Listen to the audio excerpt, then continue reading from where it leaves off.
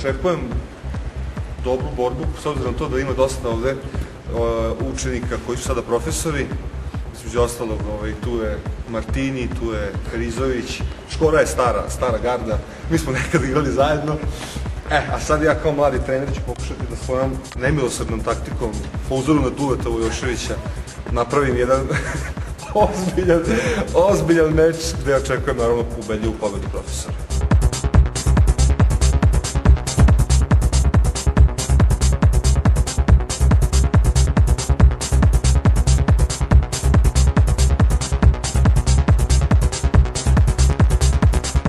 Očekujem ništa. Očekujem da nas razbiju i očekujem da nekog povridi. Pa pobeđuju učenici, nema šta.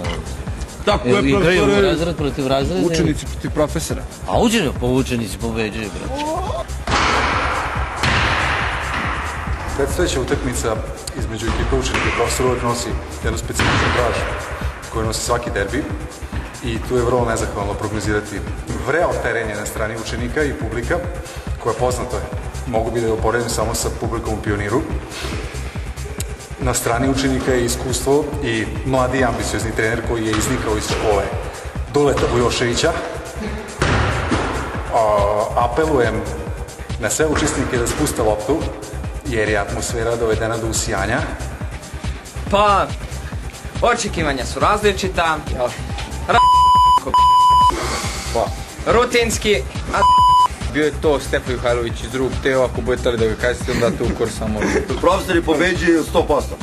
Koliko razlika otprilike? 100%. Razlika otprilike? 10 razlike. Imaju visinu, imaju strategiju novu. Igraju stacioniranu košarku. Centri pod vaš koš. Nikad se ne vrće. A vi imate brzu postavu i malu. Znači tu vam preti najveća opasnost. Znači šta mislite ko pobeđuje, učenici ili profesori? Ne mislim uopšte o tome i ne zanima me to. Ja se nadam da će biti dobra utakmica, pobeda, nadam se da nije važno.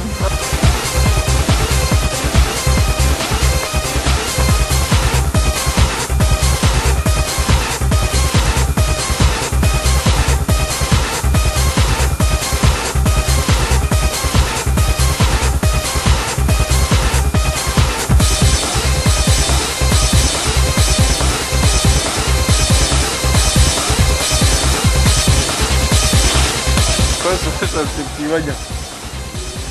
Pa, eto, iskreno ti kažem, pojma nemam.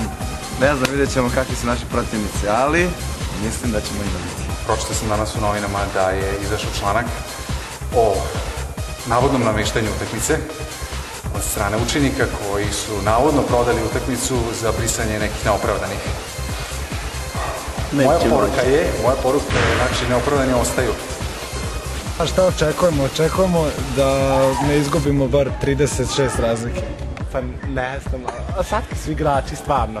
Ja ne volim tako znojave, ali dobro.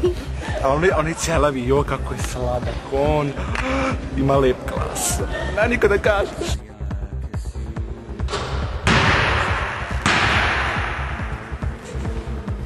1. mart, učenici, nemate šanse.